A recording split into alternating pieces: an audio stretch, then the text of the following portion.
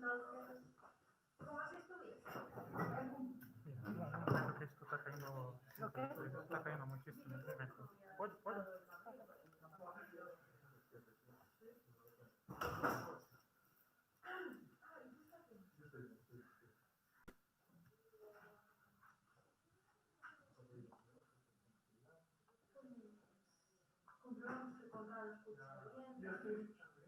Sí, a ver la música siempre está muy alta.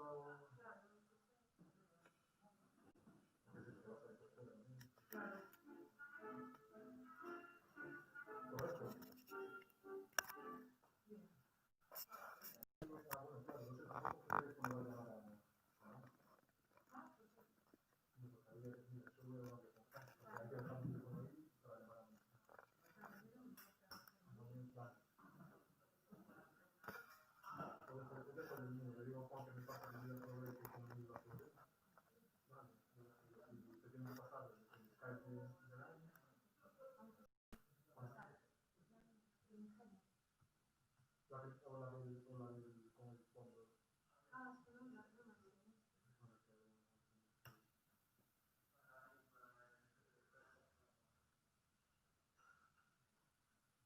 ¿Podríais poner música o hablar para ver cómo se escucha en YouTube? Voy a probar, me mandé el enlace, ahora está como en oculto para ver cómo suena.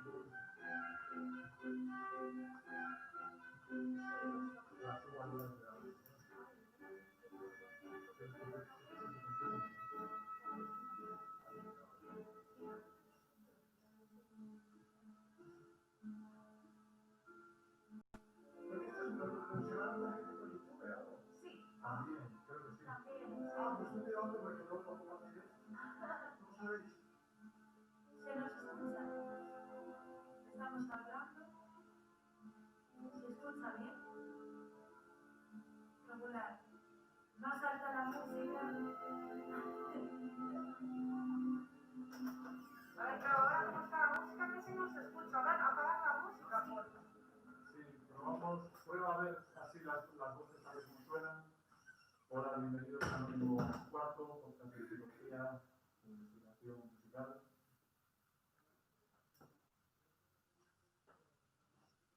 Sí. ¿Se escucha? ¿Me escuchas? Sí. Me entiendo lo que decís, soy un poco de eco, claro, pero... Claro. Joder, me estoy escuchando yo ahora con el móvil. También, no, bueno, eso. Entender se entiende, o sea, se escucha, pero eso con mucho eco.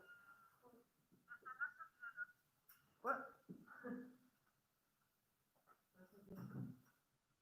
Ahora escucho un poco más el piano. Pues si hablamos.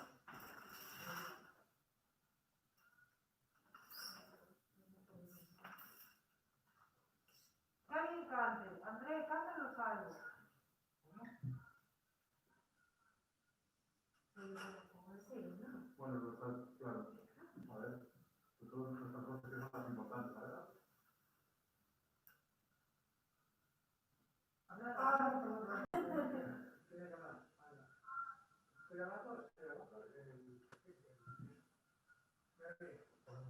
Sí, yo creo que sí, ¿no? Vale, pues sigo hablando. A ver si se me oye bien.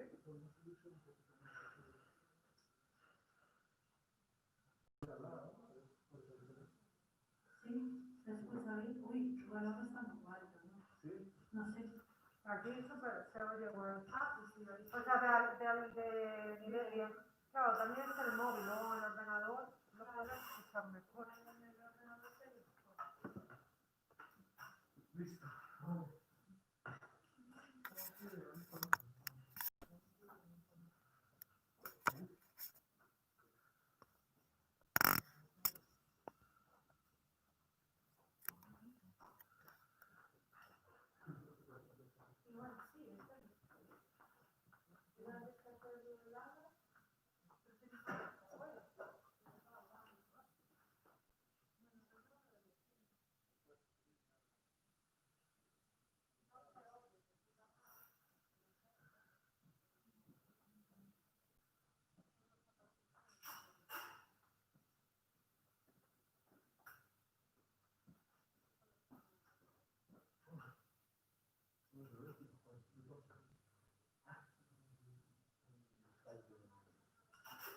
Y el número de mano y las calles de...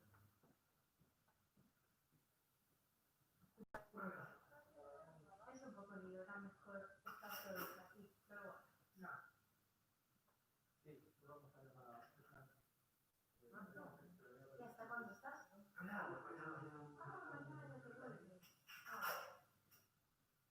Luqueiras, Mientras, chao. con Q. Vale, pues vamos a intentarlo. Luqueiras. Vale. Correcto, vamos a probar. Estamos, te comunico. Gracias. Luqueiras. Luqueiras con Q.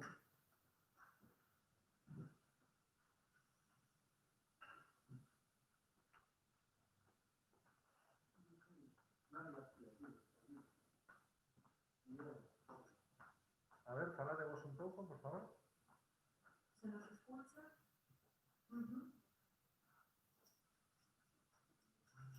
Buenas tardes a todos, a todas.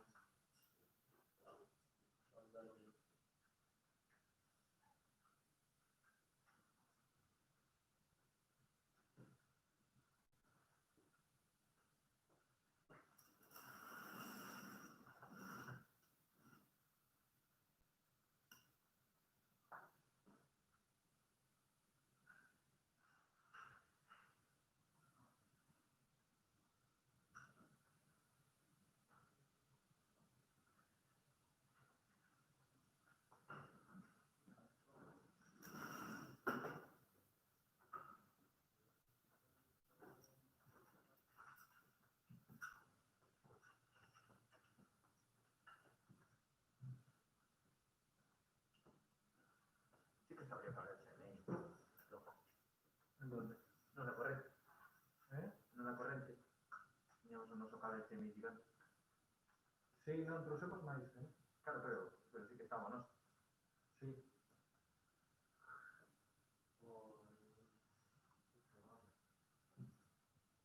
Voy a llamar a Nani, ¿vale? A ver si escucha. Yo en principio me quedo aquí a poner los cascos, con el club, y a ver si Nani escucha todo, y le ponemos la música y le ponemos el video, ¿vale? Vale. Manuel Ribeiro también contestó que está alerta al teléfono. Vale. Pues venga, vamos a Nani. Hola, Hola, ¿nos escuchas ¿qué bien? tal? Espera, que tengo que activar el altavoz. Vale. Espera. ¿Qué tal ahora? Sí, nosotros te escuchamos perfecto. Vale, pues así es. Muy bien. Vale, hola Nani, yo soy Bryce. Hola, Blas. Encantado de saludarte lo primero, ¿eh? Igualmente. Mira, voy a pinchar la música, a ver si la escuchas. Creo que no la vas a escuchar muy bien porque va por línea, pero a ver si al menos te haces una idea de lo que está sonando, ¿vale? Vale. Tú dime si cuando empieces a escuchar música, si la escuchas, ¿vale? Esta la vas a escuchar aquí.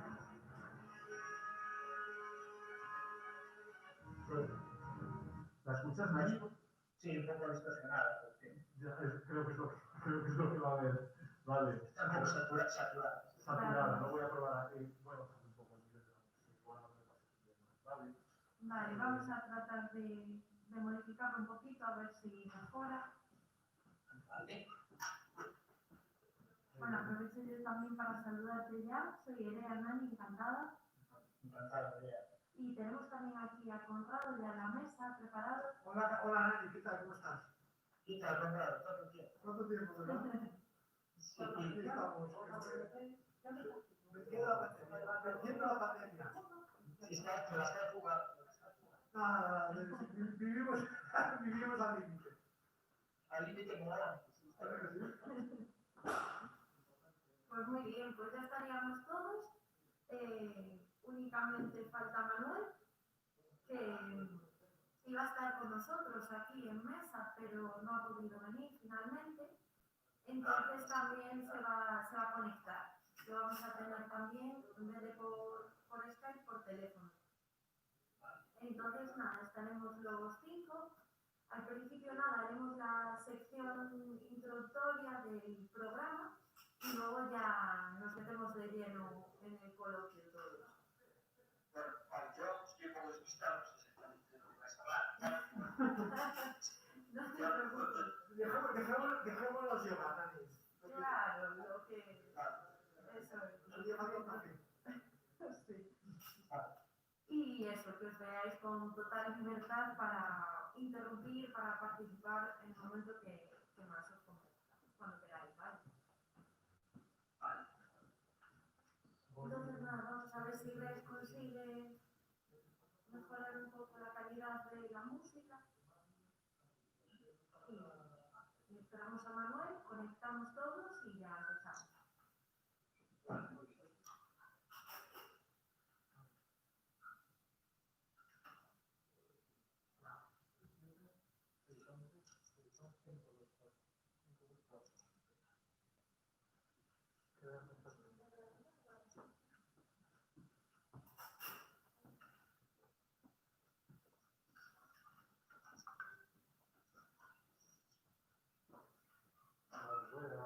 También. Vale. Vale. Y si está todo listo, pues...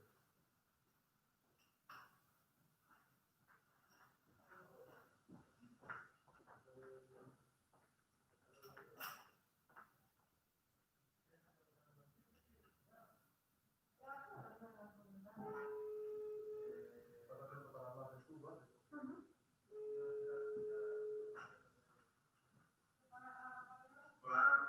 Hola, Manuel.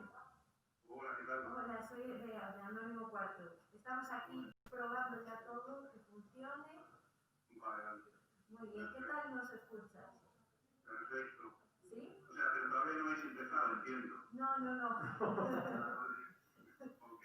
No hemos empezado. Estamos probando que funciona todo, porque estamos aquí tres en mesa, pero luego tanto tú como Nani estáis, bueno, por Skype y por teléfono y tenemos que probar que estemos todos. Tengo dudas, aprovecho. Hola, Manu, soy Rais. Hola, Ray, ¿qué tal? Un placer saludarte de nuevo. Vamos a probar, porque tengo alguna duda de si Nani y tú os vais a escuchar. Probar a saludarnos los dos, a ver. Hola, Nani. ¿Qué tal, Marco? Sí, se escucha.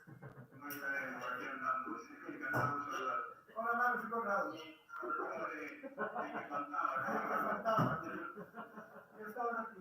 Lo de mi poesía lo organizaba aquí.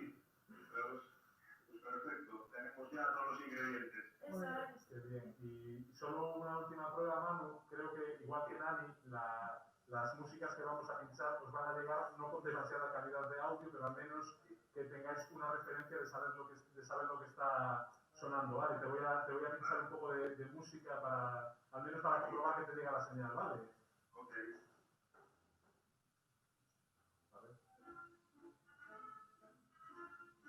¿Te llega? Sí, perfecto. Vale, estupendo. Si no está mejor, ¿eh? Sí, vale. Era una cuestión de niveles, yo creo de ganarte, está un poco alta, estupendo. Pues ya lo tendríamos todo, entonces. Vale. Nada, vamos a esperar a que venga la gente de la organización. Yo creo que en 5 minutillos empezamos ya, ¿vale? Vale, perfecto. Nada, estamos pendientes. Muy bien. Nada, Categóricamente, estamos sorprendentemente, estamos todos, nos escuchamos todos, todo el mundo escucha todo y creo que está todo correcto. ¿El stream está en directo también? Bueno, que esperamos a que venga Miriam, que es la que está controlando. No sé dónde...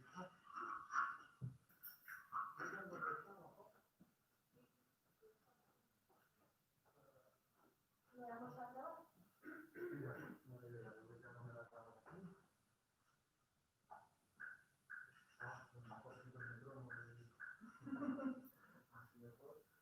Mejor.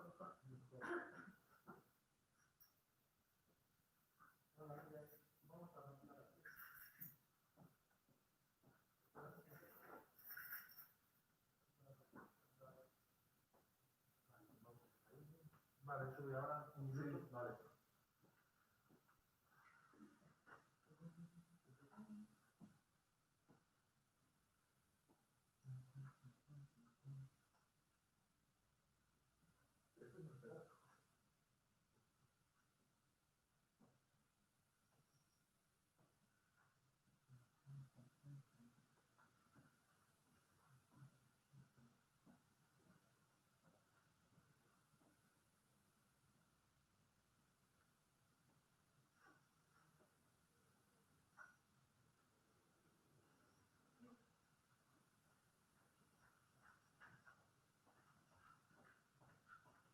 Vale.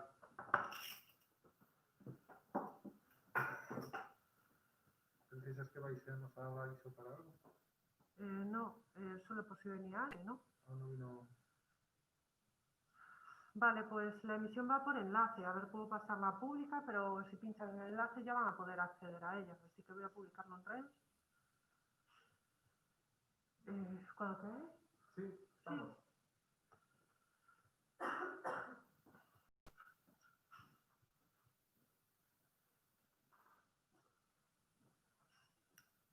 De luz como lo veis, se ve aquí un poquito porque da un poco de brillo.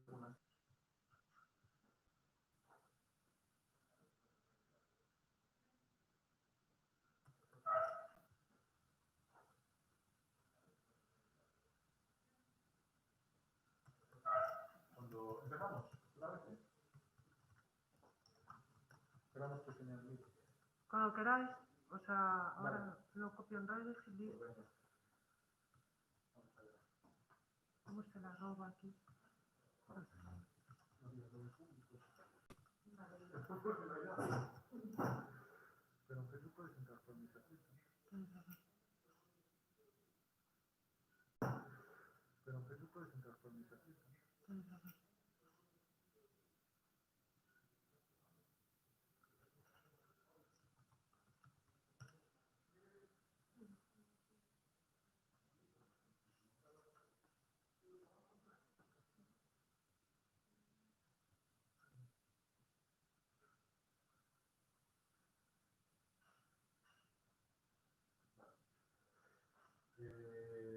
Manu, Nani, vamos a empezar ya, ¿vale? Perfecto. Estupendo.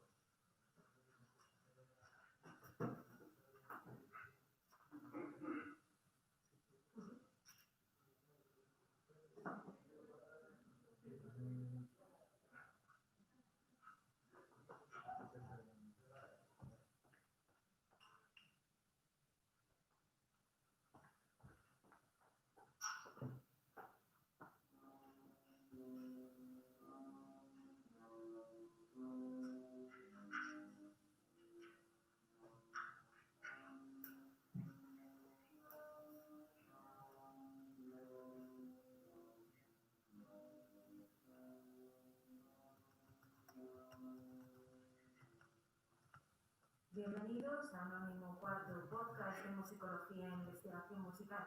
Hoy en un día muy especial para este programa porque estamos en directo desde el Galician Freaky Film Festival, festival de cine fantástico y de terror de Vigo y lugar de encuentro de todos los amantes de lo freak, lo pulp, lo fantástico, vamos.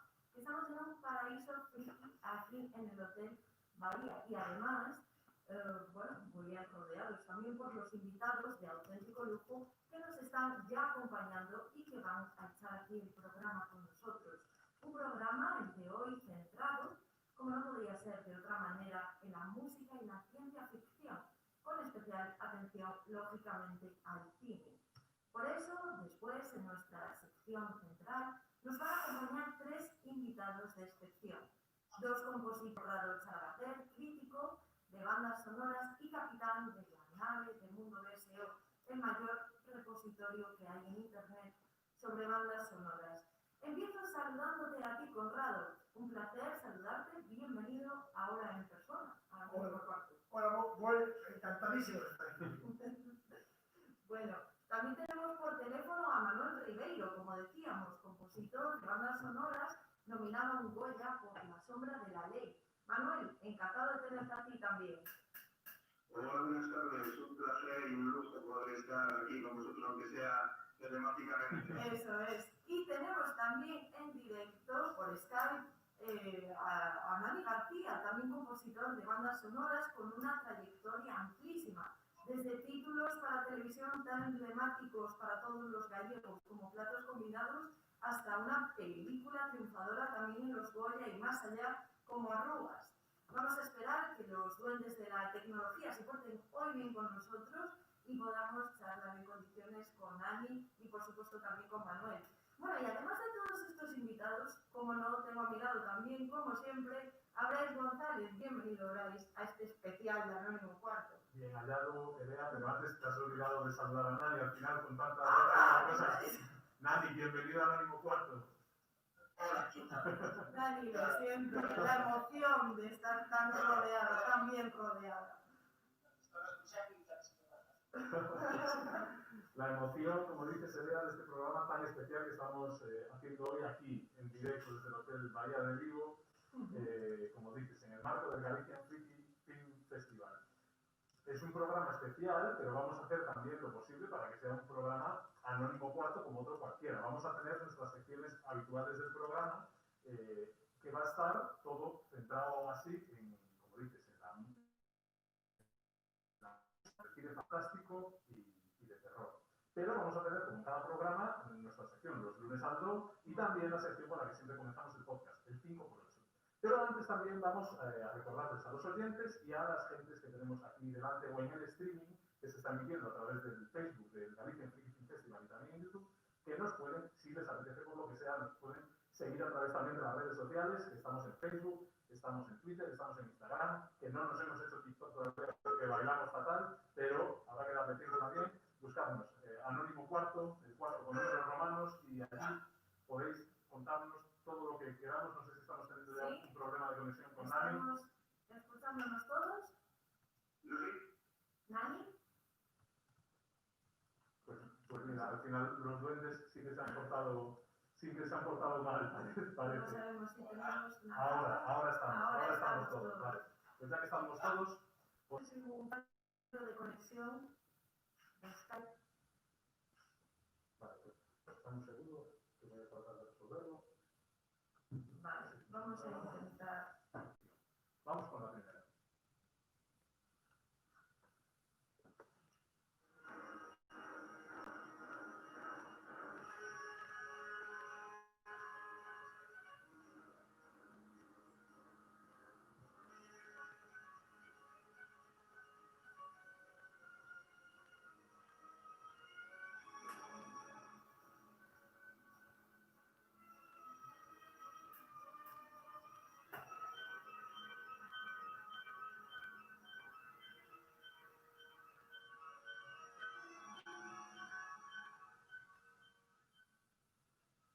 Esto era el caso Macropulos, de Leos Janáček, compositor checo de comienzos del siglo XX. Esta fue su penúltima ópera, muy influenciada por el hacer que estaba el compositor teniendo en ese momento con Kamila Szorzowska, una mujer casada mucho más joven que él, y ahora veremos por qué este dato es importante. La ópera que se compuso entre 1901, que se llama Somewhere and Today, y otro que se llama Nowhere and Tomorrow. La ópera nos narra la historia de Joan, una psicóloga infantil con un hermano adoptivo Rastafari, que se pone ligadas para ayudar a los niños que están siendo víctimas del conflicto en Terror Town. Pero claro, por lo que sea, le da miedo ir a Terror Town, no sé por qué, y no se atreve a ir. No, en ese momento una nave espacial aparece con Merlín, un mago de la informática, y Peregrín, un piloto. Son viajeros en el tiempo que establecerán un agujero temporal entre el futuro y el apartamento de Joan. ¿Cómo te quedas?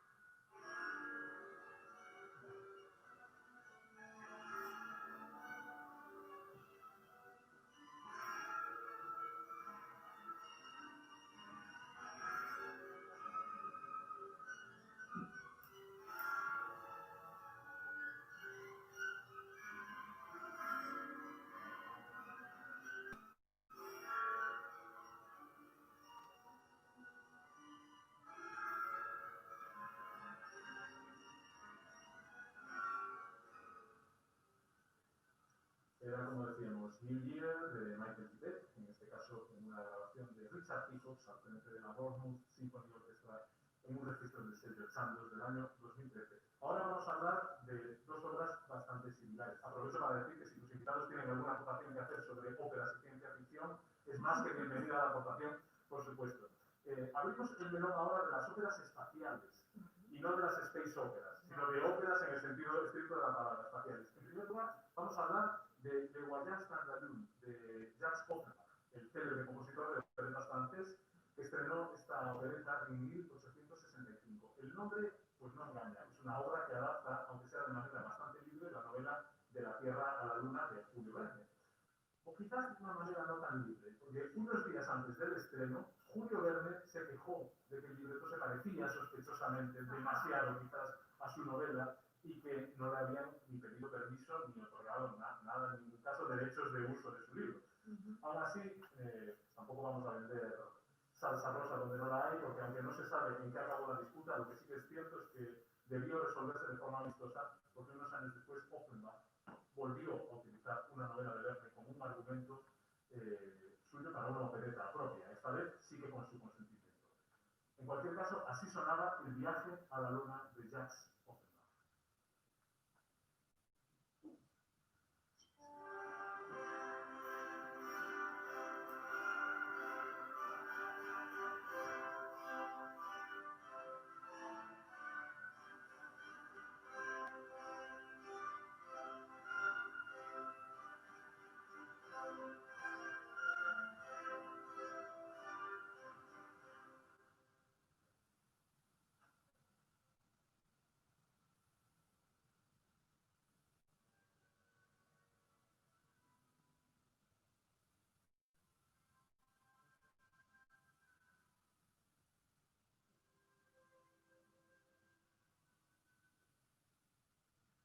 Era Michael Sierczewski al frente de la Gulbenkian Orchestra en esta grabación de la obertura del viaje a la luna de Jacques Offenbach, editada por Nimbus Records en el año 1991. Y la otra ópera espacial que tenemos, prácticamente del mismo título y para la que nos tenemos que ir mucho más atrás, concretamente a 1777, es Il mondo de la luna, de Joseph Haydn, fíjate tú, con libreto del italiano Carlo Goldoni. Lo del libreto de la ópera es importante en este caso porque este texto se había utilizado 4 veces ya antes en Italia, desde 1750, antes de que Haydn lo adaptara. En esta obra ligera, cómica, escrita para la boda del príncipe Nicolaus Esterházy, a la sazón hijo de Esterházy padre, el que le soltaba a Haydn la pasta en aquel momento.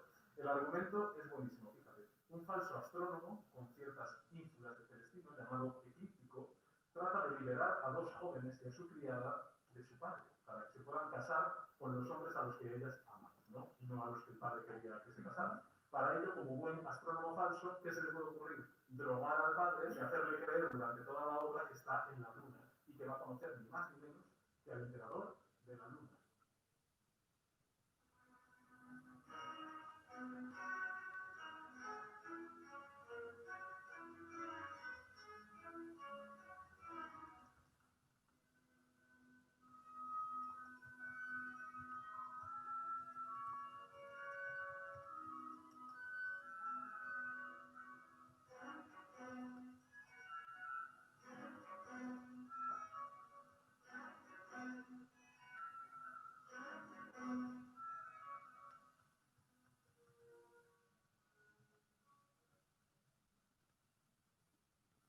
Era el Concertus Musicus de Wien con Nicolaus Harnoncourt en esta grabación del año 89 de la obertura de El mondo de la luna.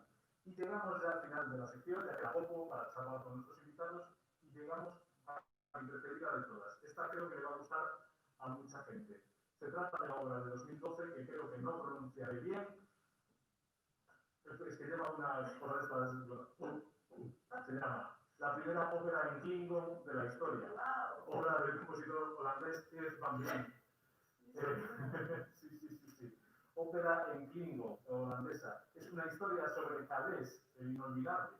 Parece ser que figura mesiánica considerada el fundador histórico del imperio Klingon y su ascenso como líder desde la fundición de la primera Batlet, espada del honor, hasta ciertos suicidios rituales que tampoco están desvelados ahora. En este caso no vamos a escuchar la obertura porque no hablan y lo interesante aquí es ver cómo es la lírica en lenguaje clínico, ¿no? Vamos a escuchar en el año 2013. Así suena una ópera en clínico.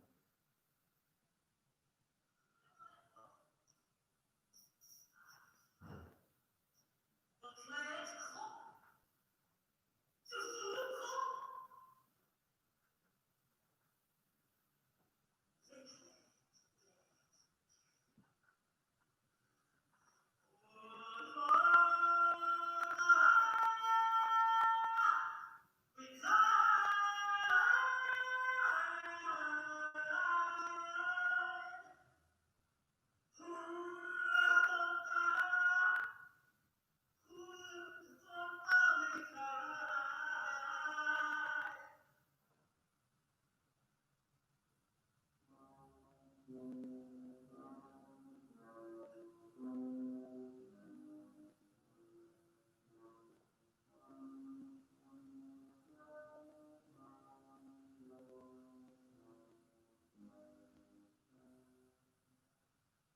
ahora sí que entramos ya en nuestra sección central. Como ya os anunciamos al comienzo, tenemos hoy con nosotros a un auténtico panel de expertos con los que vamos a tratar de adentrarnos en las particularidades de la música y de las bandas sonoras del género fantástico y de terror.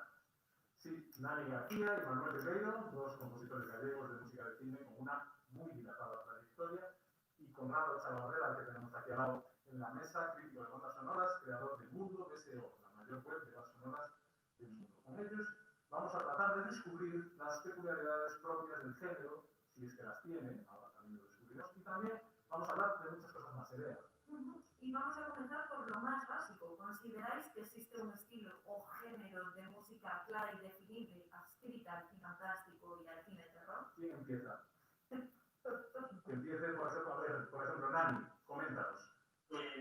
Bueno, yo creo que acabo de escuchar, no está claro que no existe una música específica, porque en el caso de Tibet, por ejemplo, pues se puede reconocer una sonora de una película B, se ve demasiado, perfectamente. Sin embargo, en el caso de la ópera, pues todo lo contrario. Por lo menos por el fragmento que pusiste, ¿no? Todo lo contrario. Se nota su clasicismo, se nota su impronta a la música clásica, y hasta bien, casi está sonando como tanto circunstancia, ¿no? Desde luego, pero hay... Y en el caso... Disculpa, Nani, porque estábamos hablando antes de obras de música académica, de música clásica, pero ahora nosotros queríamos centrar un poco el debate en la música puramente cinematográfica, en las bandas sonoras. Y dentro de las bandas sonoras, ¿tú crees que existen ciertos cánones estilísticos, estéticos, que se puedan adscribir a la ciencia ficción o al terror? Vale, no sabía entendido la pregunta. Sí, no, efectivamente. Sí, el cine tiende a eso. El cine tiende a eso, a buscar cánones. De alguna manera, lo extraño en el mundo del cine, en todo caso, es encontrar gente que esté abriendo nuevos lenguajes.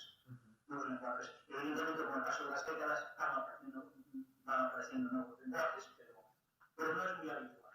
Por lo menos en el cine de primer nivel comercial, digamos, sí, lo típico es utilizar clichés y repetirse. ¿Manu? Bueno, hablando un poco de lo que decía Nani, yo creo que depende un poquito de la época, ¿no?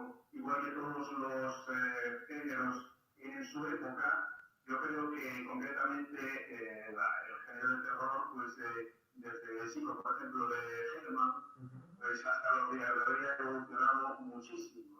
Por ejemplo, incluso pelis de terror como El Exorcista, Halloween, el Alien, o el propio Psico, no tienen nada que ver los lenguajes de terror, o sea, los lenguajes del género. Sin embargo, llegan a pincharnos en el punto emotivo, utilizando herramientas distintas, pero llegando a las mismas conclusiones, por decirlo de alguna forma. Bueno, nos queda Conrado, que lo tenemos aquí ya. Hay que tener en presente el conjunto, ¿vale? La música solo es una parte de un puzzle que es la película, ¿vale? Entonces, un cello triste, dramático, que nadie humano puede haber pensado para un paisaje melancólico, luego según el contexto en que lo pongas, puede ser una música súper terrorífica. ¿Por qué? Porque hay un plus, hay más, es decir, en historia, visual y dramático. Cualquier música puede funcionar para asustar, ¿vale? Porque insisto, no solo es la música, sino es en qué contexto la ubicas, cómo la presentas y para qué función sirve, ¿no? Entonces, evidentemente, tal como ellos decían, que es superficial de una serie de clichés, por ejemplo, lo que yo llamo la música tóxica, es decir, generar mal rollo, un ambiente muy asfixiante, muy incómodo al espectador, es una música muy agresiva contra el espectador, y que le hagas, quiero salir de aquí, ¿vale? Quiero salir de este escenario, no aguanto más este ambiente, ¿vale? Entonces, el compositor es el gran torturador en la sala de cine y es fantástico eso. Ciertamente, por ejemplo, es un caso concreto en la película de Conjuring, el Expediente Warren, magnífica, que funcionó muy bien, la música tóxica está, y después todo el mundo quiso hacer lo mismo. ¿Qué pasa? Que después el espectador se acostumbra a oler la música pestilente, ¿vale? Entonces, sí, claro, si el espectador se acostumbra a oler esta música pestilente, esta música tóxica, ya no genera efecto, ¿vale? Entonces, es verdad, como dice Manu, que hay esos clichés básicos, el susto del gato, por ejemplo, que es una cosa que supongo que todos los compositores de sonoriza tienen que hacer este golpe de efecto, el susto del gato. Pero que no hay más remedio que hacerlo porque de alguna manera las películas te lo piden. Pero claro, ¿qué películas? Generalmente son películas, en fin, un poco hechas industriales, ¿vale? Pero repito, el hecho de que la música forme parte de un todo la música es una cooperación, no es una imposición, no debería ser una imposición en la película, debería ser formar parte de la cooperación. Y entonces el compositor, como cineasta que es, debe saber hasta qué punto, o debería calcular hasta qué punto su música va, qué parte de responsabilidad en el estado de ansiedad o de terror o de miedo que pueda tener el espectador le compete a él, pero que otra parte le compete al director de fotografía, a los actores o a la historia. El músico tampoco lo hace todo. Bueno, tenemos que estar enfrentados a una partitura de estas características. Empezamos por Manu, por ejemplo. Bueno, te puedo decir, en mi experiencia personal, el terror desde una perspectiva más psicológica, ¿no? Y eso a nosotros como compositores y a los productores, sobre todo, al usar este tipo de perspectivas, de lenguaje tan psicológico, no necesariamente por ser psicológico tiene que narrarse desde una perspectiva sonora concreta, como la que te voy a comentar, ¿no? A Guillermo le gusta que la música sea generalmente poco invasiva, pero sí que genere una atmósfera y una tensión, no constante, pero sí casi constante de principio a final, que llega a saturarte y a agotarte. Y eso, con ese agotamiento, juega a la hora de narrar también. Entonces, eso para nosotros, digamos, para los estilos musicales en general es relativamente barato, porque se puede hacer con elementos electrónicos, ¿no? Y de hecho es una demanda, yo creo que es una demanda de estilo, pero es generado precisamente por la escasez de presupuesto que muchas veces existe, ¿no?, en este tipo de género. Entonces, yo te puedo decir que yo he usado muchos elementos electrónicos para narrar este tipo de películas. Pero, por ejemplo, en otro extremo está una película que hice con Ina Guerrero, el de Hostel, pues avanzar muchísimo, pues empieza a ser algo muy común y sobre todo en series de televisión y digamos en proyectos que existe un estilo definido y ya hemos pasado por todos los tipos de explicaciones al respecto. Es difícil afirmar eso realmente, es difícil afirmarlo, pero es cierto que hay una tendencia por la desarrollo que se hizo en el Instituto Max Planck hace muchos años sobre si la música realmente tenía sentido o no tenía sentido, si decía algo, en fin, no se trataba cosas, o puramente abstracto. Y bueno, eso ya es muy algo para no llegó a afectar conclusiones. En definitiva, hay una serie de recursos cognitivos que resumen bien. Específicos, terror, matar datos, como les decía, encontrado algunos otros mecanismos o recursos que se utilizan, ¿no? Es que, bueno, realmente nos estamos metiendo en un terreno que a medida que vamos hablando se hace cada vez más amplio, ¿no? La cantidad de información que puede aparecer aquí. Ahora falta una parte en la que precisamente hay ciertos elementos que se buscaban, no sé si se buscaban a través del impulso de la música en ese momento en la que era bastante legítimo, como no. Precisamente estamos remarcando otro tipo de momentos con música, justo esos momentos que podrían ser de suspense o de como más tensos, pues justo lo que había pasado era pues el silencio, ¿no? En vez de la música. En fin, podría ser muy tenso este tema. Sí, estupendo, Nani. Además, te anticipas a una de las preguntas que teníamos preparadas junto con Manuel cuando hablaba de música poco invasiva también. Y es cómo se conjugan realmente el plano musical y el plano sonoro en el cine, porque podemos ver que en el diseño de sonido realmente es muy relevante, es muy importante en estas películas, muchas veces incluso más que la propia música, y en esto nos tiene que contar muchas cosas corroboradas. Sí, yo es que, a ver, cuando un compositor, todo director que diga que no quiere música invasiva debería ser ahorcado. Es decir, si quieres música, la quieres o no la quieres, pero no me, o sea, ¿acaso hay fotografía invasiva? ¿Acaso hay interpretación invasiva? ¿Por qué la música es invasiva y el sonido no lo es? Quiero decir que eso es una, porque yo hablo, como siempre, por libro, ¿vale? Pero el catecismo de la música, los diálogos, el sonido natural y el sonido artificial, ¿vale? Obligados a compartir espacios, aunque no sea una película muda donde solo haya música, o una película que no tenga música, una película que no tenga sonido, o que no tenga diálogos. Pero si va a haber una película, una escena, donde vaya a haber música, sonidos naturales, sonidos artificiales y diálogos, aquí hay que claro, no es una cuestión técnica, podría serlo, pero es sobre todo una cuestión dramática. Es decir, ¿qué efecto? Por eso vemos muchas escenas, muchas películas, donde toda la música se come todo el ambiente sonoro, o donde la música incluso se come los diálogos y no se escucha a los personajes, ¿vale? Eso no es una cuestión estética, es una cuestión dramática, ¿vale? Entonces, la música es invasiva cuando tiene que serlo y no lo es cuando no lo es, ¿vale? De hecho, incluso creo que sería hasta tener una música en un plano sonoro bajo durante toda la película sería un collazo. O sea, sería decir, bueno, ¿para qué la quieres entonces? ¿Vale? Pero, ¿en qué puntos de alto dramático quieres que la música de pronto, en esta composición sonora, pues tenga su momento? ¿Vale? Pero eso, pues, cada película tiene su manual propio de IKEA y por tanto no hay una regla de oro, que es un poco lo que decían antes. Pero es muy importante que el director entienda, y sobre todo estando hablando de, pues, no es lo mismo género de ficción que de ciencia ficción que el género de terror. Es importante en qué puntos quieres que la música, una película romántica o dramática, la música que escriban Nani, Manu o todos los compositores, va a ser una música con la que el escritor va a empatizar, al principio, va a comprender, va a haber una sinergia con lo que hace la película dramática, debe entender el contexto dramático. Pero además de eso, tiene que saber torturar.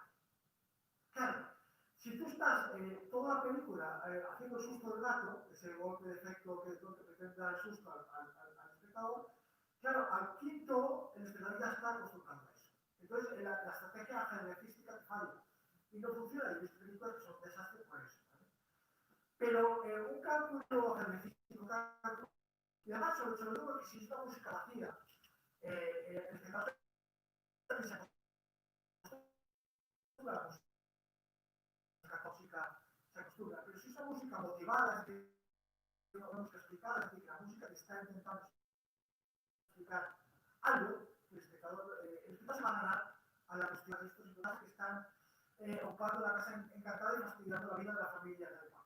Si tú simplemente pones música de terror para no asustar, música tóxica, al final el espectador se va a acostumbrar a esa música, al final no le va a sentir absolutamente nada. Si tú pones el elemento de la motivación, ¿por qué los fantasmas están? ¿Por qué Satanás está atacando a la familia? Entonces, ahí puedes abrir muchos campos, puedes decir, pues, avalúa. Y si tú pones en la música de terror el elemento dramático o típico de la película, el espectador ya tiene una referencia. Oye, el Satanás este que está atacando, hay algo de amargura por tanto, el espectador plantea esta pregunta y el espectador está esperando la respuesta. ¿Vale? Si tú pones un elemento de tristeza, el espectador está diciendo que si debe hacer música invasiva o música, como dicen los directores y eso de hacer la música que de alguna manera no la aporte de dramaturgia, sino también aporte de narración. ¿Vale? Entonces, yo creo que es la manera más inteligente de controlar al espectador. Por eso los compositores cuando me consultan, que van a hacer una película de terror, o sea, que busquen terror, es oficio, o sea, lo que dice Manu, lo que decían ahí, lo todo el mundo, los clichés tal cual. Pero tú tienes que preguntar al director exactamente por qué está el Satanás atacando, ya le quiere casi. ¿Vale? Entonces, si tú metes ese, entonces creo que generas en el espectador más, porque de alguna manera humanizas el fenómeno, ¿vale? Le das un punto humano. Y teniendo presente, que estoy hablando con Serra, teniendo presente que el espectador está esperando que lo cierres, ¿sabes? Que des la respuesta. Ese es un poco ese efecto que decía Hans Zimmer de tú planteas la pregunta y el espectador esperará la respuesta. Perdón, me voy a dar No sé si Manuel o Nani queréis hacer algún apunte a esto.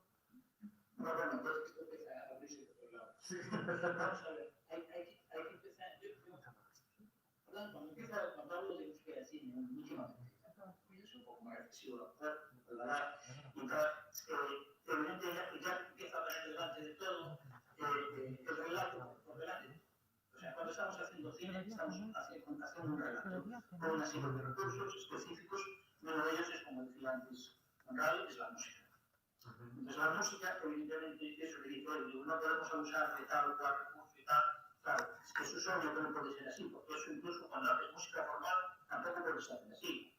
Tú no puedes hacer una sinfonía y mantenerte absolutamente incólume haciendo, desarrollando los mismos recursos todo el tiempo, no hace sorprender a nadie. Tienes que estar en música tratando de atraer también al espectador que escucha música. Pero en mi caso del cine, además tenemos un poco la circunstancia de que la música es una música aplicada, como digamos, vamos a sacar de teoría. Entonces está al servicio del relato. Y es el relato el que manda.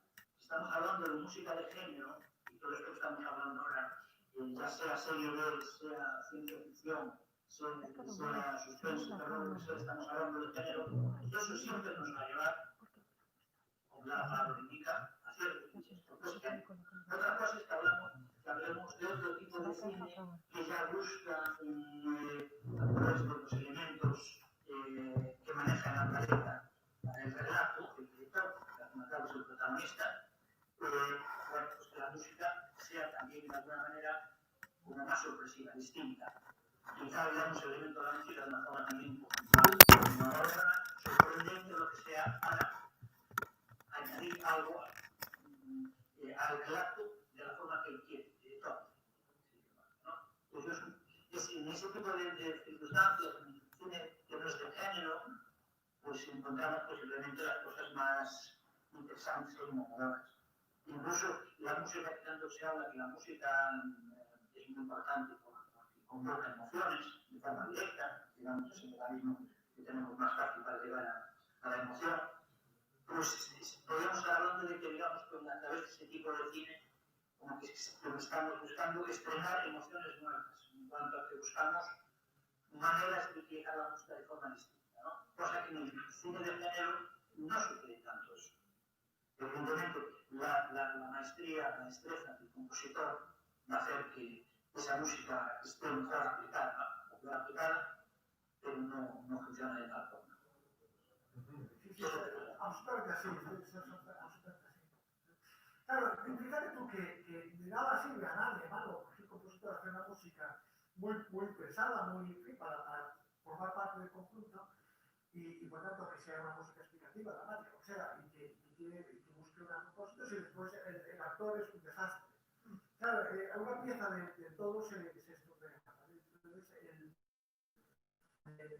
Creo que algunos directores le tienen tanto miedo al fracaso de esto que al final no van bueno, vamos a hacer algo distinto. Entonces, el cliché es una plataforma de salvación de alguna manera. Desde luego, muy interesante. Como estáis diciendo todos, nos estamos cada vez ramificando más esto cada vez es más amplio, pero os lo voy a cortar de golpe. Vamos a cambiar de tema. Hemos estado centrando mucho ahora mismo todo en el cine de terror y vamos a irnos un poco a algo que tiene que ver más con el cine de fantasía. Estos últimos años nos hemos encontrado con una nueva etiqueta aplicada tanto al cine como a los trailers. Es el de la Epic Music, que de hecho nace vinculada a las compañías dedicadas a la composición de trailer music. Poco a poco esta etiqueta se ha ido expandiendo, adentrándose en muchos espacios, ¿no? Hemos visto que esta etiqueta hace referencia a un género musical, porque estoy leyendo la definición. Un género musical porque está lo híbrido asociado a la idea de grandiosidad, de emoción, de intensidad, de dramatismo y de heroicidad vinculado a los géneros de acción, aventura, ciencia ficción y fantasía. Manu, ¿qué opinas de esta nueva etiqueta? ¿Se adecua terminológicamente al género? Mira, la primera peli que hice y en mi primera conversación con el director, lo que me pidió, pues, mano, esto es una peli pequeña. En ese momento, o sea, yo conocía pues algo tipo Wagner, porque bueno, a mí la epicidad en la música pues me sonaba un poquito a eso. Sí. Y estuve escuchando música de cine así como súper épica, que bueno, en principios de este siglo, pues bueno, se empezó a poner de moda. Bueno, quiero decir, como en todos los géneros hay modas que van y vienen, ¿no? Y yo creo que nos tocó vivir un momento en el que esta música se puso en cierta, digamos, vínculo con las películas grandes por las más recientes bandas sonoras de Williams, digo las más recientes de los últimos 30, 40 años. Entonces, este tipo de cine es un cine mainstream, ¿no? Por decirlo de alguna forma, y que relaciona la música épica con este tipo de sensación, ¿no? De grandilocuencia, ¿no? De una peli grande, de una peli, pues, de verdad, ¿no? Cuando empiezan los directores jóvenes a hacer su primera peli, quieren hacer una peli grande, pues, quieren usar música lo más grande posible porque les da la sensación de que así engrandecen la película. Por otro lado, yo creo que los recursos, hoy en día, como bien apuntaban al principio, las librerías de sonidos creo que resultan muchísimo más eficaces en este tipo de música, porque las masas orquestales resultan más creíbles cuando utilizas librerías tipo samplers, orquestales grandes, que no cuando utilizas instrumentos solistas o ensembles más pequeñitos, ¿no? Ahí es donde a lo mejor se le ven un poquito más las posturas a las músicas. Entonces yo creo que una de cal y una de arena, ¿no?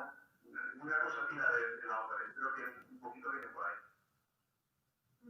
Sí, a mí me gustaría, por ejemplo, añadir, volviendo un poco a mis temas, el género ese, como todos los géneros, al final son ganas de etiquetar, ¿no?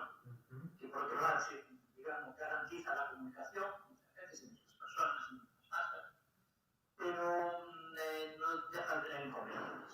Evidentemente, si hablamos de Epic Music y hablamos de la música de Williams, de Leonardo de Williams, pues maravilloso, fabuloso. Pero si escuchamos la Epic Music de las últimas décadas, que conllevan todas estas películas de Marvel and Company y muchas otras más que ahora no me acuerdo que podría añadir, pues si te das cuenta las escuchas y escuchas una y escuchas todas. Están mezcladas de la misma manera con la banda sonora, de manera que, bueno, el espectador no sea capaz de distinguir una cosa de otra. Es un choque emocional, digamos, estratégico, ¿no? Que se busca imagen y sonido de una forma estratégica para ganar al espectador y llevarlo a donde quiere. Y que es efectivo, que no digo que no. Tiene que buscarse ese tipo de cine y de género, está claro. Pero bueno, yo distinguiría eso.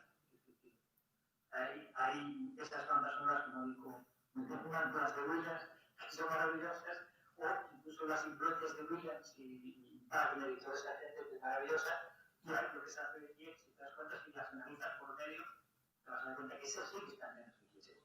Porque aparte son los productores los que obligan a que el compositor se meta a hacer eso. No me hagas nada distinto de lo que yo quiero, esa sensación. Funciona de esa manera, ¿no?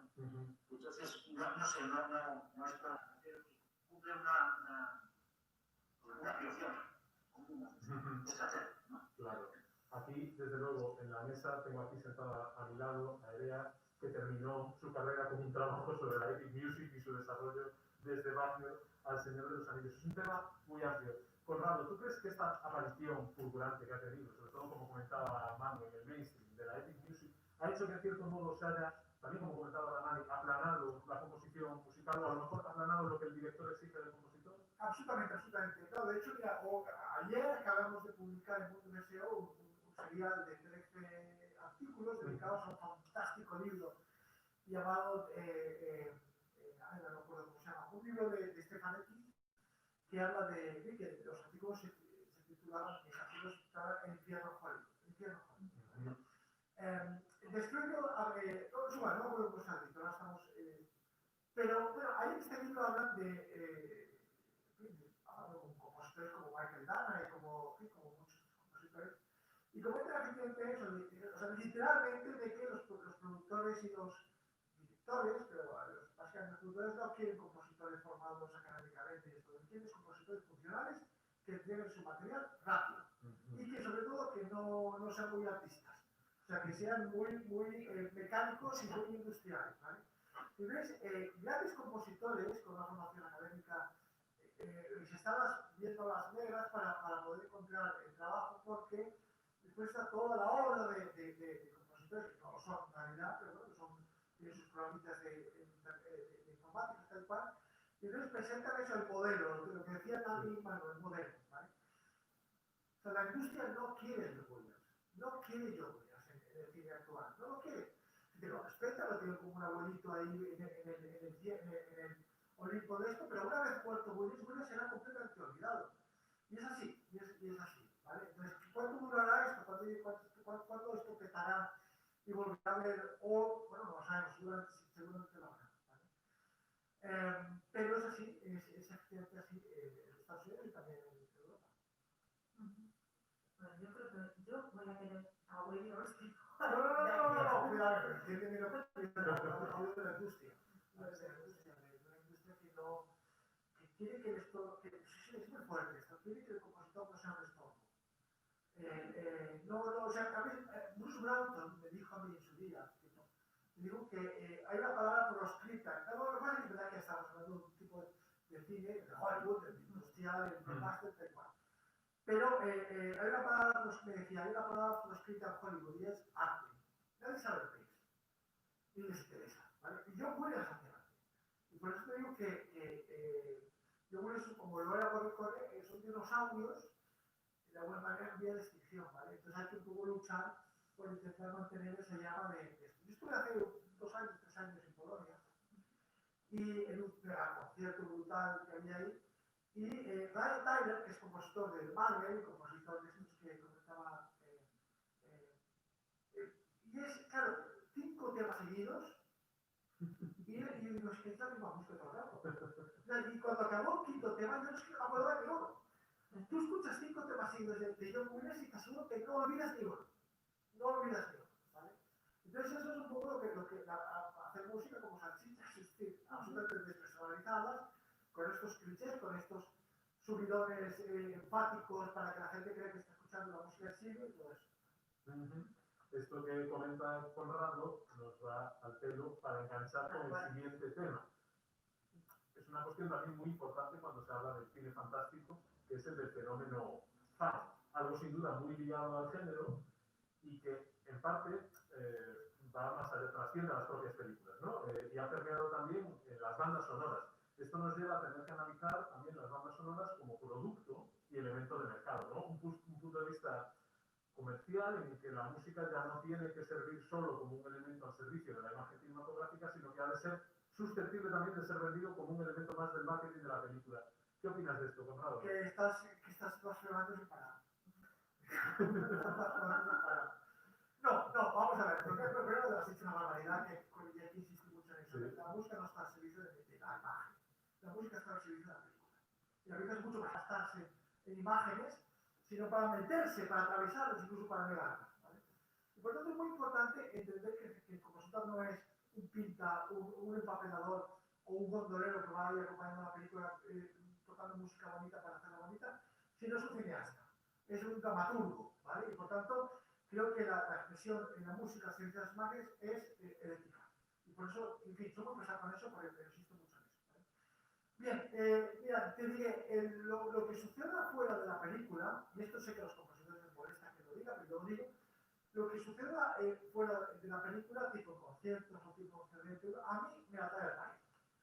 O sea, yo les deseo lo mejor, les deseo lo mejor a cualquier compositor en la vida extra cinematográfica que pueda tener su música. Bien, yo no le deseo el mal a nadie, menos a los heréticos, pero eso es lo real. Pero a mí lo que me importa es lo que suceda dentro de la película, porque es donde se establece la sinergia, ¿vale? Entonces, es verdad que hay 2 vidas, hay una vida dentro de la película y hay una vida fuera de la película, ¿vale? Bien, desgraciadamente, insisto, yo soy fanático, pero no idiota. Entonces, acepto que, bueno, que sí, conciertos y ediciones discográficas, tal cual. Pero el problema es, y el efecto rebote general. Entonces, lo que quiero decir es que lo que importa es lo que esté dentro de la película, es cambio más capital.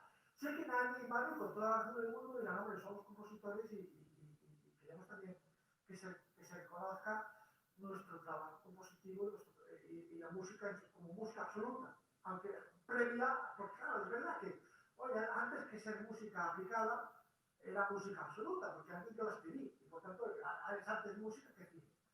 Pero ciertamente... Claro, pero no estoy de acuerdo. Estoy de acuerdo contigo. Sí. No, estoy de acuerdo contigo, todo lo contrario. O sea, el problema es que yo creo que Manu también habrá asistido a lo que les puedo decir ahora. Es decir, muchos festivales de música de cine solo triunfan algo en los que se toca a Morricone y Williams. Si triunfan y funcionan, si el concierto está acompañado de imagen, si no, normalmente tiene muchos problemas. Absolutamente. Es decir, aguantar un concierto de 2 horas de música de cine sin imágenes, sin un hilo conductor, algo que tipo música programática, lo que se llamaba antes música programática, ¿no? Pues yo utilizo ahora otro término aplicado para que sea más correcto, en el que los elementos, como bien dice Conrado, no es la música que está al servicio de la imagen, sino que es la música, la imagen, y muchas cosas más al servicio de la imagen, digamos, cinematográfico.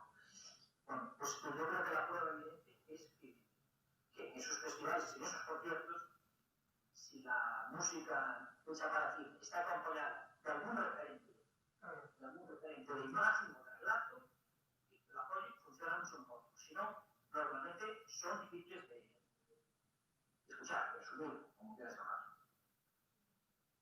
¿Manu? Bueno, esto como todo. El que va a escuchar un concierto de música de cine sabe de lo que va, ¿no?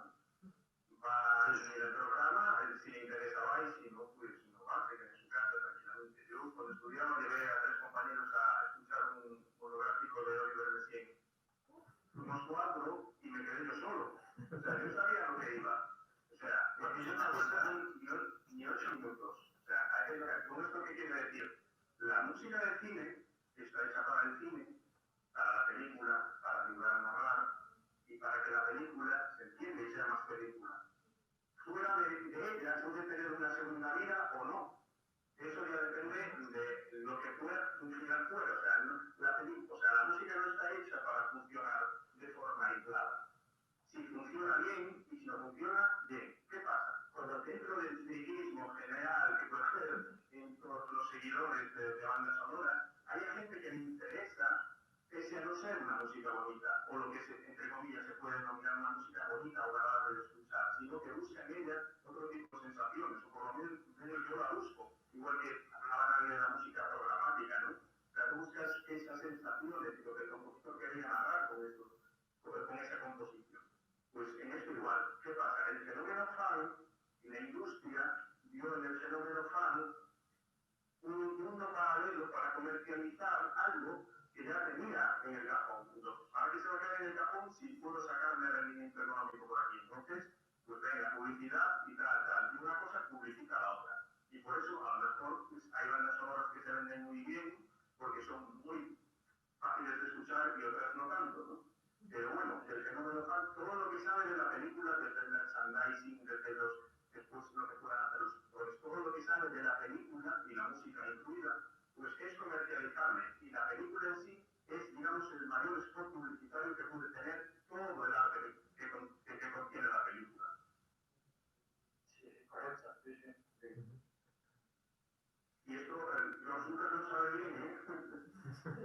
Sin duda que sí. Y hay quien quizá pueda considerar que las bandas sonoras, igual, dependiendo de los géneros de los que hablábamos, pueden ser menos relevantes, ¿no? Quizá no podríamos entender la carrera de John Williams y sus trabajos para Star Wars, Jurassic Park, E.T., Encuentros en la tercera fase, Bernard Herrmann, como comentaba antes, no sé si era Manu o Nani, tampoco sería tan relevante, ¿no? Hoy en día si no hubiese firmado la partitura de una obra de terror como Psicosis. Dentro del extenso catálogo de Morricone nos encontramos títulos como La fantasía medieval Sonja, la película italiana de terror El Anticristo o la segunda parte del Exorcista. Por lo tanto, casi todos los grandes vemos que han escrito música para estos géneros y con ello han logrado que en algunos casos, bueno, incluso en algunos casos adquirir más reconocimiento. Dicho esto, ahora llegó el momento todo de mojarse. Queremos que nos digáis cuál es vuestra banda sonora favorita de cine fantástico o de terror. Bueno, pues en mi caso voy a elegir, venga, muchas, pero yo, como yo me suscribo a lo cinematográfico, me voy a quedar con La Profecía de Jerry Goldsmith. ¿Por qué? Porque otro de los tópicos que se dicen sobre la música de cine que vamos a ver, por lo cual es una estupidez brutal. La música es un personaje más cuando es un personaje más. Cuando es Laura de Otto Preminger o cuando es Satán en la que está. Pero la música, si es música para un personaje, no es un personaje más, es el personaje. ¿Vale? Bien, pero en el caso de La Profecía, a Satán no se le ve nunca. Satán está ahí para imponer a través del niño su presencia en la tierra.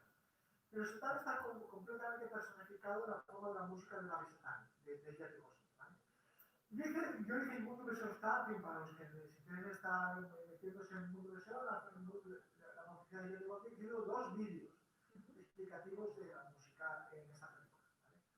Y lo que me parece maravilloso y grandioso es que primero que efectivamente la música de Jerry Goldsmith, de la Satán en concreto, es la personificación de un personaje que no aparece en la película, que es Satán. En segundo lugar, que esta música destruye a otra, que es la música de la familia. La destruye por completo, o sea, la destroza, que es el objetivo también de esto. Y en tercer lugar, que Satán no es un ente, desde la música, no es un ente monolítico, la maldad, sino y el vídeo lo demuestra, que es un personaje que duda, que se enfada, que tiene fallos, que tiene errores y que o sea, de alguna manera Jerry Goldsmith humaniza a Satanás atribuyéndole cualidades humanas como es la inseguridad, como es el desconcierto, como es la furia. Y esto está perfectamente reflejado en la película. Me parece que es insuperable. Y por eso me quedo con esto. Vamos a escuchar, antes de saber la respuesta también de Mario y de Dani, un poco de la de Satán y de Jerry Goldsmith.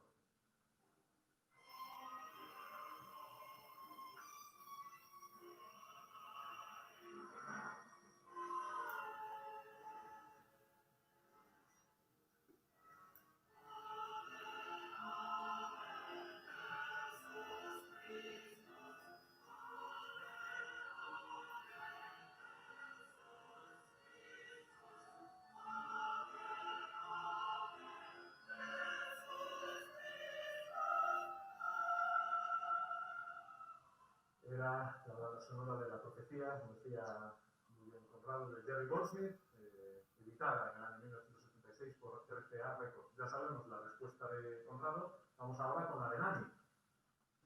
Bueno, yo no estoy muy puesto en tipo de cine y menos puesto que como Conrado. No sé, hay bandas sonoras que a lo largo de los años pues me han impactado más o menos. Si las escucho ahora, a lo mejor no diría lo mismo. Y bueno, tengo sí recuerdo de una música de Percy Killa, el Drácula de Bram Stoker en su momento. Me acuerdo que me había impactado mucho. Es un compositor polaco, creo que, ¿no? Sí, y también, por ejemplo, me impactó mucho en su momento, aunque no será del terror, Tasman para el planeta de los simios. Pero lo estoy tirando así un poco. No, pero no está bueno. Seguro que hay alguna mejor que se me ha olvidado. Perdón que te escuchará en esto. También hice un vídeo, por cierto, todo eso también encontraréis un vídeo dedicado al Drácula de Kindle para Coppola. Ese debería que ser las películas de Drácula, pero toda la música que se había hecho en el cine para Drácula era una música externa a él. Era como los sanguinarios tal cual. Todas las músicas eran externas al personaje, ¿vale? Era una cámara musical puesta desde fuera del personaje. Lo que hizo Coppola, que también lo había hecho en El Padrino, fue poner la cámara musical desde dentro del personaje. Toda la música de Killer era no para el personaje, sino del personaje. Y por tanto, Drácula era explicado desde dentro de Drácula. El desquiciamiento y y después el sufrimiento del amor.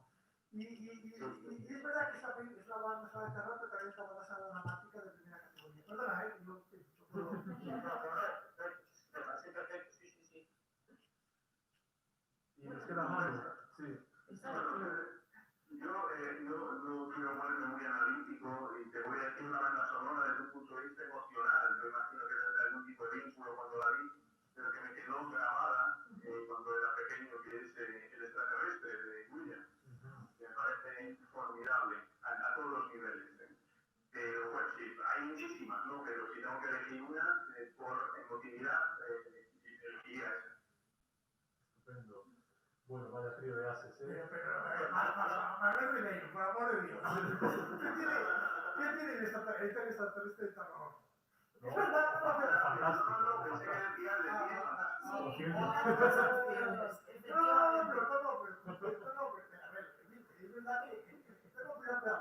es verdad que otra de las genialidades de John Williams, del discurso musical de la película, es que sí mete un elemento de terror que es el tema de los adultos. El tema de los adultos.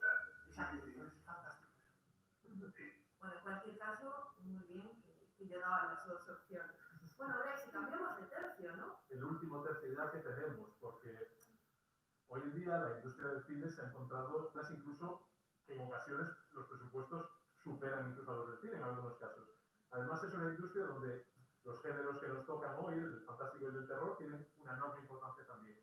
Muchos compositores se han visto también atraídos por estas nuevas realidades y han optado por la composición para videojuegos. Lo hemos visto con Giacchino, con Shore, incluso con Zimmer, con Gregson Williams, con Harry Gregson Williams. Primero una pregunta para los compositores, para Dani y para Manu, que no sé si tenéis alguna experiencia en el género, si habéis compuesto alguna vez para videojuegos o os lo han propuesto. Bueno, yo no tengo experiencia. Bueno, yo tengo experiencia, pero muy local. Bueno, pero hay un elemento que sí que resulta clave, que es la interactividad, ¿no? No es lo mismo componer para un espectador que va a ser pasivo y únicamente va a recibir el producto sin opción a manipularlo de ninguna manera, o un videojuego en el que el protagonista, en cierto modo, es el jugador o la jugadora. No sé qué opinas. Yo no soy jugador, por tanto no conozco tanto el acceso a la música de videojuegos básicamente no tiene nada. Pero es verdad que el videojuego es un mundo muy tentador para los compositores porque ahí sí, o sea, un videojuego no se va a hacer la música con samples, ¿vale? Porque claro, son tan caros hacer, son tan esto que cualquier elemento del videojuego que sea cutre o que suene cutre, pues perjudica todo, ¿vale? Eso no pasa en las películas, desgraciadamente, entonces, por eso se están grabando las músicas de videojuegos con orquestas sinfónicas sin ningún tipo de cortapista a nivel presupuestario. O sea, no hay problema de eso, ¿vale? Y entonces no se ahorran, no se escatiman costes en la apartado musical cuando en el cine es una sangría y en fin, es terrible. Lo cual es bastante absurdo, pero de alguna manera se dice, bueno, el espectador que vaya a ver la película la va a ver porque hay muchos espectadores tal cual y eso, pero oye, colocamos la música con melodías o con samples y esto en un videojuego es intolerable, esto con más pérdidas. Y eso es para los compositores una ventaja porque les permite eso grabar música a lo grande y tal y tal. A grande no me refiero porque sea música grande, sino simplemente pero eso es una realidad. No, totalmente. Hay muchos videojuegos, pero muchísimos en el mercado que no. No, ya te digo, y respecto al sí es verdad que Hans Zimmer me dijo una vez, me dijo que él creía que la labor de compositor, creo que tampoco ha hecho videojuegos, pero uno lo hizo, ¿verdad? Pero él decía, tengo que mirar la película y mirar también al espectador. Creo que al espectador mi obligación es facilitarle una experiencia que le resulte única, una experiencia de pasar por una película que resulte única. ¿Vale? Bien, eso puede suceder o puede no suceder en abierto porque a lo mejor oye, pues, el espectador es lo menos relevante en la labor musical en una película. Pero en el videojuego no, en el videojuego es obligado. Es evidente, como tú bien dices, que el espectador participe, el jugador participe en la experiencia que le ofrece el videojuego. Y supongo que por eso están cuidadas, ¿no? Yo también tengo cuidadas, perdona, no, te das simplemente apuntar que en eso de que hablar, no sé quién había que tener en cuenta el espectador. Un músico acostumbrado a componer para el relato cinematográfico debe tener todos los recursos y mecanismos para poder trabajar, como antes bien decía apuntado, por ejemplo, la música de Killer está hecha desde otra perspectiva, ¿no? La música sale del personaje. Otras veces la música sale detrás de una pierna, otras veces la música está pensada desde un músico del cine no tiene que tener problemas cognitivos. Tú también. Para nada. Tiene que tener recursos suficientes para eso. Es lo único que... Bueno, la otra ventaja que puede resultar atractiva para un compositor, salvando ya todos los obstáculos que puede encontrarse, es que tiene mucho más tiempo para componer. Porque el tiempo de producción medio de un videojuego es como 3 veces más el que puede tener una película. Y el presupuesto, lógicamente, también es muy superior. Pero porque yo leía una noticia del 2019 que la industria del videojuego mueve más que la industria del cine y la industria de la música juntas. Sí. O sea que 1.500 millones de jugadores en todo el mundo. O sea que se dice rápido. Y va con un caballo desbocado, porque cada año son más adeptos. Y cada vez se hace más promoción en televisión, se están haciendo programas ya de realities de videojuegos, se están dando muchísima más información. Y bueno, los chavales nacen con una tablet en la mano. Yo te lo digo porque tengo 2 hijas y si las dejo estarían todo el día, ¿sabes?, con pegadas. Pero bueno, es el tiempo que no te tocado vivir. Sí, efectivamente. Bueno, el problema, entre comillas, de tener en el programa a 3 personas con una conversación tan interesante como con Rado, Nani y Manu, es que sacas un tema y puedes estar 20 minutos con él y por desgracia nosotros estamos aquí en un festival de cine donde el tiempo es finito porque hay proyecciones. Pero nos queda una última bala, Erea, y la vamos a hilar con tu sección. Erea se había preparado una sección muy interesante para el final, nos queda poco tiempo, así que vamos a intentar cambiarlo un poco. Yo os quiero preguntar también a los 3. Traíamos el tema fantástico, nunca mejor dicho, de la organología fantástica. Instrumentos ficticios en el mundo del cine. Yo no sé si a vosotros, Conrado, Nani, Manu, os viene algo a la cabeza cuando pensáis en instrumentos ficticios, en instrumentos inventados. Si tenéis algo que se os venga así de repente a la cabeza. Bueno, Morricone hizo mucha música integrada, hizo una música para un western, una comedia, que metió en la orquesta un asno. Y lo invitaba con flautín y no sé si era un ukelele, no recuerdo, pero un asno, una música fantástica, 2 muros y una mujer se llamaba, con Clint y 7 McRae. Esa te acuerdas, Dani, una película fantástica, una comedia. Yo lo que hizo Morricone fue invitar a un asno, dado que los asnos no tienen mucha. Pues eso, lo invitaron, creo que con un flautín y no me acuerdo. Yo creo que a lo largo de toda la historia, cualquier compositor se siente tentado en incluir nuevas sonoridades en su obra.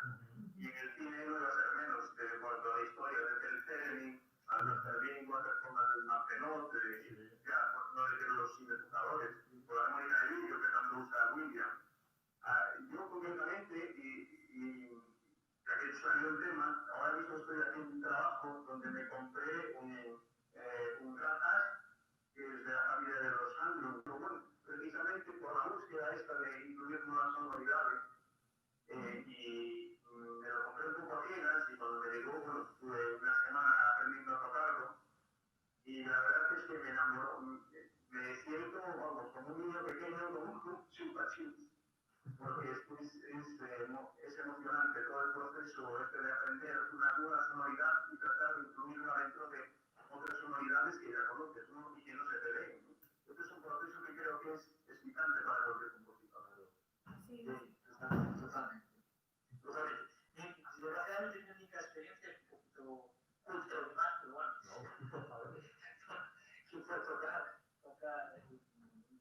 un ritmo con un cerebro doblado, mis comillas, porque era la sonoridad perfecta para marcar el ritmo.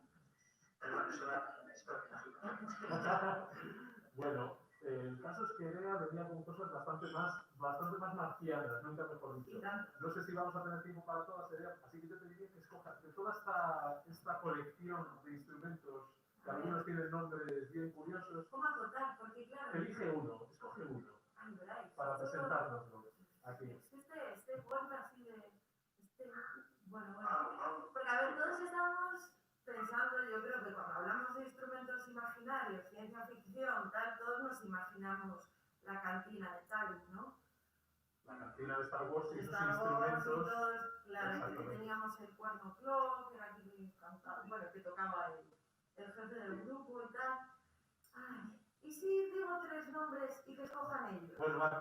Venga, tenemos que ya sé cuál van a escoger. el Torturatron, tenemos el Orgasmatron y el Holófonos. Venga, me quedo con estos 3. Hombre. Venga, voten. Yo creo que está claro, ¿no?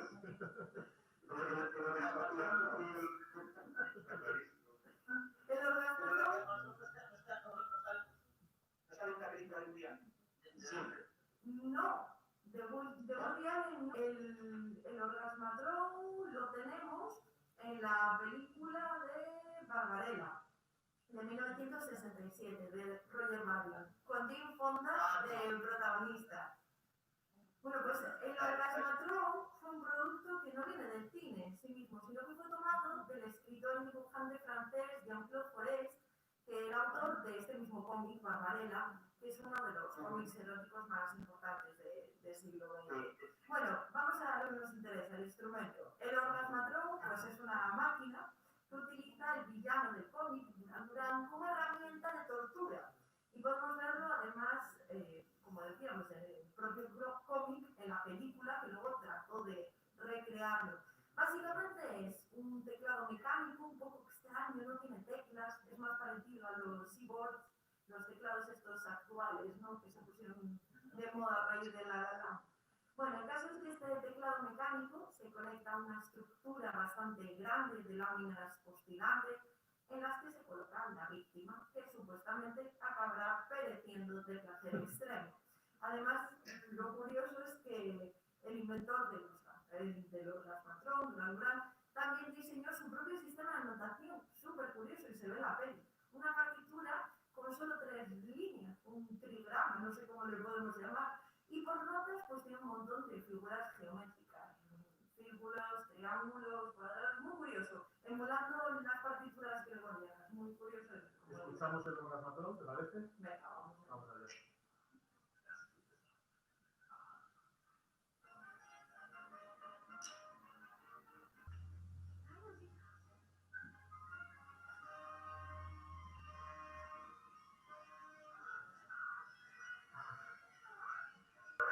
Era para producir dolor, entiendo que el... De excitación, sí.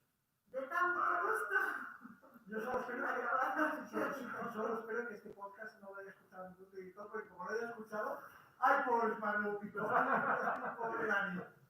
Ya verás a partir de ahora. Bueno. Pero si este era Orgasmatron y Torturatron, entonces debe ser En fin.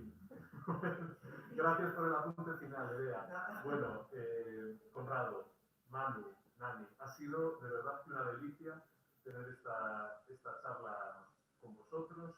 Igualmente. Esperamos igualmente que los oyentes hayan disfrutado igual que hemos disfrutado nosotros de ella. Sin duda que sí, yo igualmente súper agradecida, me quedaría aquí toda la tarde hablando con vosotros, la verdad es que he disfrutado un montón y solo me queda darles las gracias al Galicia Film Festival de nuevo por haber, de parte de los organizadores del festival, también nos están diciendo ahora en directo que igualmente os mandan un saludo muy grande, que se están muy agradecidos. Y como digo, gracias a Galicia Film Festival por hacer... Desde el lunes lo podrá escuchar en todas las plataformas de Spreaker, de Spotify, de iVoox, en la dosis semanal de Anónimo 4. Hasta la próxima. Hasta la próxima. Bueno, Gaby, Pero, escuchad, sí. hermano, os mando un abrazo enorme, ¿eh? Igualmente, a todos los que estáis ahí, Ana, igualmente.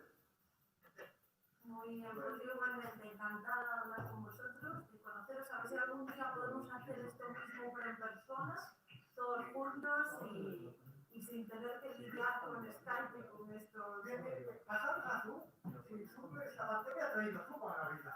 Cierto, es verdad, la próxima vez, si no con Zoom, pero bueno, yo sigo prefiriendo en persona. Y nada, que el lunes os mandamos, ¿vale? Por email, cuando subamos el podcast, os compartimos también el enlace, ¿vale? Un abrazo enorme. Chao, chao. A vosotros. Un abrazo enorme.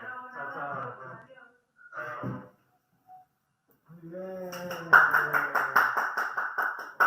Gracias, Conrado. Oh, yo estaría hasta las 6 de la mañana. Yo me lo paso pipa, me Hasta las 6 de la mañana estaría más. Sí. Bryce, por favor. Sí. Venga, o sea, conviértete en la fe. ¿Cerraste la emisión? Invítalo a ver la plaza pública. De verdad, tenéis que cambiar eso. O sea, gente que No será finalizar la emisión. ¿Es en serio? No. Pensé que no, que a lo mejor era empezar. Ese es el Mira.